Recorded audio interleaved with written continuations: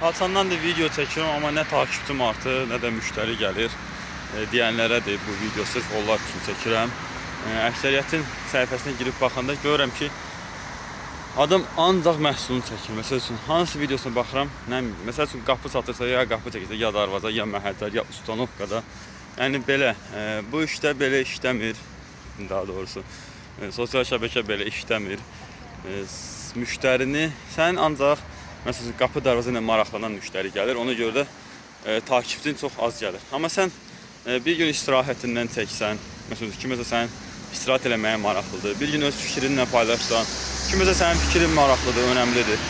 Yəni, kontent dəyişik olanda izləyici də dəyişik olur və hər izləyiciyə görə sənin ayrıca kontentin olanda, kontent yəni videonu deyirəm də belə, doğru desək, kontentin olanda onda izləyicilər fərqli olur deyə və fərqli olduğundan izləyicin çox olur və çox olanda takipçi də çox olur və məsəl üçün sənin istirahətin kiməsə maraqlı idi, amma gördü ki, sənin fikrin kiməsə maraqlı idi, o sənə ona görə takip atdı, yəni sən ona belə güvən qazandın onun gözünə və ona maraqlı oldun və o görür ki, sən qapı da satırsan və bu adam qapı istəyəndə, buna ehtiyac olanda qapıya, bu gedib başqasına müraciət eləmir, elə sənə müraciət edir.